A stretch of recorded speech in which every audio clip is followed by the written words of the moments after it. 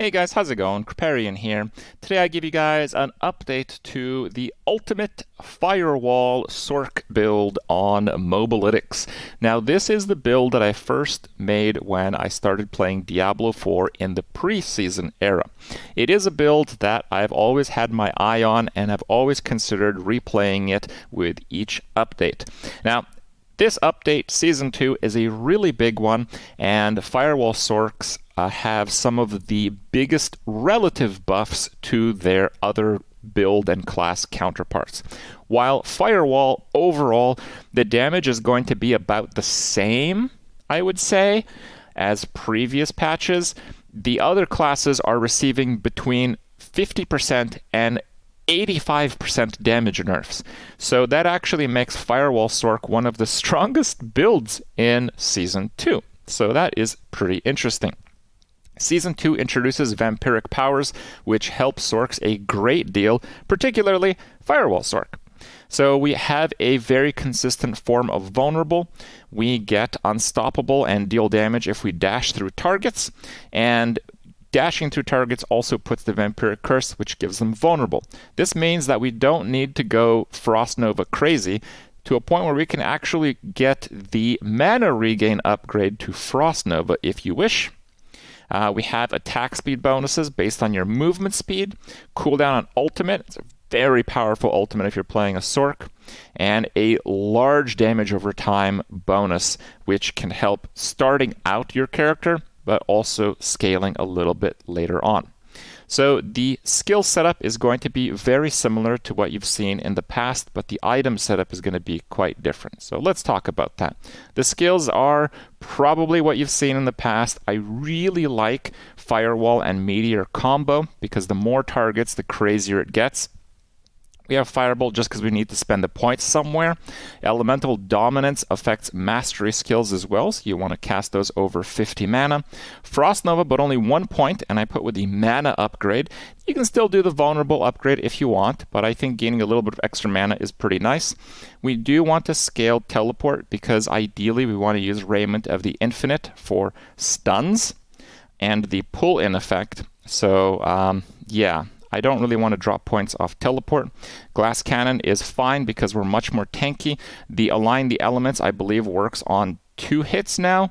Mana Shield, spend more mana, more DR. The Barrier was changed from 2 seconds back to 3 in Season 1, so the Barrier spam is real once again. Lucky Hit is extremely important for the Meteor procs and a few other procs, especially one of the new unique rings, as we'll go over in a second.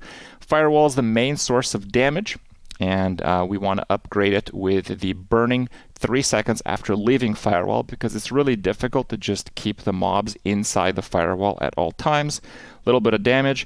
We want the Meteor with the Immobilize proc because we get Stun off the chest, Freeze off of the Frost Nova, and Immobilize off of the Meteor, satisfying the stacking multiplicative separate bonuses of the Aspect of Control in the Amulet. Barrier duration, I think, is quite nice because you can keep them going. Inferno is a very powerful ultimate ability that helps you damage stuff, but more importantly, it's a damage over time that has a lucky hit based on each hit, which is pretty damn scary, as we'll talk about in a second. Typical stuff, Warmth, if you're chaining barriers, gives you unbelievable health regen, and Combustion has a built-in 20x multiplier on your burning effects. So how is the skill setup different? So we're still using like damage to vulnerable if you have a barrier, damage if you have a barrier, exploiters in boots because damage to unstoppable is pretty significant. Tibalt's Will are new unique pants, so when you become unstoppable and for 4 seconds after, you get 50 primary resource and 40 damage multiplier. Both of those bonuses are out of this world for this build. Not only do we get unstoppable with Metamorphosis, but we also get it using Teleport and Flame Shield and a number of the defensive skills if you choose to use other ones. Edge Masters is really nice. We should have fairly high resource. Disobedience has been buffed to a maximum of 66% armor multiplier, so the fact that Sorc has really low base armor has actually flipped around. If we are able to consistently keep up Disobedience, Sorc's actually going to have just as much armor as you need. And with the current mechanics and the damage over time Sorc, I think it is going to be very easy to keep that as maximum stats. Control and Amulet is super standard. Make sure that you get ranks of defensive skills on your Amulet, because we don't actually put a point in Ice Armor or Flame Shield. Okay, so you really need the defensive skills, but you really need cooldown reduction as well. It's a pretty big piece on the Amulet. Prodigy on your ring. Every time you use a cooldown, which is influenced by your cooldown recovery, you just get a flat amount of mana. It's a very powerful effect. And one of the new items here that warrants talking about is X-Fall's Corroded Signet. We don't know the stats on this item, so hopefully they don't suck too much, but the Lucky Hit proc can only trigger off of your damage over time. And just to be clear, most damage over time across the board, across all different classes in Diablo 4, has horrendous Lucky Hit values. Most damage over time is like for the entire skill. So people have been wondering why this item is so overpowered. It's because, well, it is overpowered, but it's generally because it's really hard to scale Lucky Hit from your damage over time effects. But we're using Firewall spam. We're going to get Meteor procs, which has the damage over time burning ground effect. We're going to get the Inferno. We have the damage over time from the Flame Shield whenever we choose to do that. And the total sum of that, I believe, will proc this with relative consistency. The 5 to 6 damage of the same damage type to nearby enemies, this is an enormous amount of damage. This is a value that's used to it kind of goes into a formula and multiplies up based on the item level of the item. And I believe Ring of Mendel has a highest value of this before this item has come into play. And Ring of Mendel has a value, I believe, of like 3 or 3.5. So this means that eye level 800 or so Corroded Signet should do about 30,000 fire damage on a proc. And if you get an item level 940, so 925 plus 15 of this item, you should be able to get quite a lot more than that. We don't exactly know the values. We don't exactly know how consistent it's going to be proccing, but the values are insane. And I think this is one of the things that's really going to set Sorc apart from some of the other classes, while we're not really struggling with the damage because we hardly had our things changed.